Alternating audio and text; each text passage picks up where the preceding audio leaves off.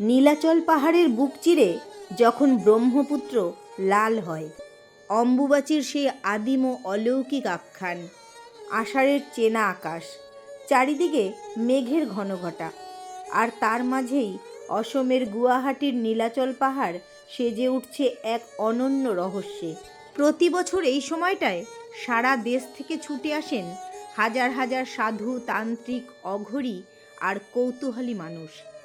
কারণ আজ 22শে জুন 2026 থেকে শুরু হচ্ছে পূর্ব ভারতের সবচেয়ে বড় আধ্যাত্মিক মহাসমাবেশ, অম্বুবাচী মেলা, যাকে অনেকেই বলেন পূর্বের মহাকুম্ভ। কিন্তু কেন এই মেলাকে ঘিরে এত রহস্য?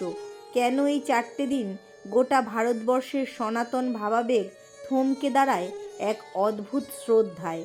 আসুন আজ একটু গভীরে যাওয়া যাক। যখন গর্ভগৃহের পাথর থেকে ঝরে পড়ে সৃষ্টি শক্তি, কামাখ্যা মন্দিরে গেলে আপনি কোনো মূর্তি দেখতে পাবেন না।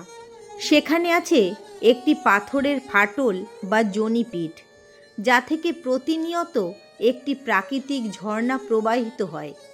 লোকবিশ্বাস এবং তন্ত্রশাস্ত্র মতে এই আষাঢ় মাসে দেবী কামাখ্যা তার বার্ষিক ঋতুচক্রের মধ্যে দিয়ে যান। আজ 22শে জুন রাত 9টা 8 মিনিটে শুরু হচ্ছে প্রবৃত্তি। ঠিক এই মুহূর্ত থেকে মন্দিরের প্রধান গর্ভগৃহের দরজা 3 দিনের জন্য সম্পূর্ণ বন্ধ করে দেওয়া হবে। এই 3 দিন দেবীকে কোনো স্পর্শ করা হয় না, কোনো পূজা বা রান্নাও হয় না। এমনকি এই সময় চাষি ভাইরা জমিতে লাঙল দেন না, কোনো শুভ কাজ করা হয় না। মনে করা হয় এই সময় স্বয়ং ধরিত্রী মাতা বিশ্রাম নেন, পুনরুজ্জীবিত হয় প্রকৃতির সৃষ্টিশীল ক্ষমতা। পেছনে সেই পৌরাণিক ইতিহাস।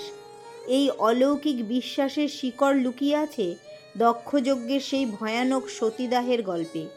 পিতা দক্ষের মুখে স্বামী মহাদেবের অপমান সহ্য করতে না পেরে দেবী সতী যজ্ঞের আগুনে প্রাণাহুতি দিয়েছিলেন।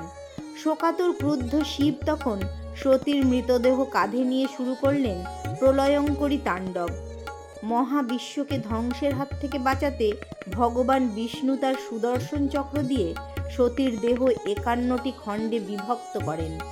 উপমহাদেশের নানা প্রান্তে ছড়িয়ে পড়া সেই 51টি টুকরোই আজ শক্তিপীঠ, আর সতীর মহাজনী বা গর্ভ অংশটি এসে পড়েছিল এই নীলাচল পাহাড়ে। তাই কামাখ্যা কেবল একটি মন্দির নয়, এটি নারীত্ব, উর্বরতা এবং সৃষ্টির আদিমতম প্রতীক। একটি অলৌকিক ঘটনা, এই 3 দিন মন্দিরের পাশ দিয়ে বয়ে যাওয়া ব্রহ্মপুত্র নদের জল নাকি অলৌকিক উপায়ে লাল হয়ে ওঠে। দেবীর ঋতুস্রাবের প্রতীক হিসাবে এই রক্তাভ জল দেখতেই দূর দূরান্ত থেকে মানুষ ভিড় জমান নদীর ঘাটে। রক্তবস্ত্র এবং মন্দিরের দরজা পুনরুক্ত। 3 দিন পর আগামী 26শে জুন ভোরে বিশেষ শুদ্ধিকরণ, আচার এবং নিত্য পূজার পর কামাখ্যার দ্বার আবার সাধারণ মানুষের জন্য খুলে দেওয়া হবে। আর সেদিনই ভক্তদের হাতে তুলে দেওয়া হবে এই মেলার সবচেয়ে পবিত্র প্রসাদ, রক্তবস্ত্র বা অঙ্গবস্ত্র। দেবীর সেবার জন্য গর্ভগৃহে যে সাদা কাপড় রাখা হয়, 3 দিন পর তা রক্তবর্ণ ধারণ করে। এই লাল কাপড়ের এক টুকরো পাওয়ার জন্য কোটিপতি থেকে শুরু করে সাধারণ মানুষ লাইনে দাঁড়ান, কারণ বিশ্বাস করা হয় এই বস্ত্র পরম সৌভাগ্য ও সুরক্ষা কবচ। কেন এই উৎসব আমাদের আধুনিক সমাজকে পথ দেখায়? যে সমাজে আজও ঋতুস্রাব বা পিরিয়ড নিয়ে কথা বলতে মানুষ দ্বিধাবোধ করে, সেখানে দাঁড়িয়ে আজ থেকে 1000 বছর আগে আমাদের সনাতন সংস্কৃতির ঋষিরা ঋতুচক্রকে অপবিত্র না বলে তাকে সৃষ্টির মূল ভিত্তি হিসাবে পুজো করে গেছেন। অম্বুবাচী আমাদের মনে করিয়ে দেয় নারী শরীর অপবিত্র নয়, বরং তা জীবনের এবং প্রকৃতির পরম উৎস। আজকের এই পবিত্র লগ্নে মা কামাখ্যার চরণে প্রণাম জানাই। জয় মা কামাখ্যা।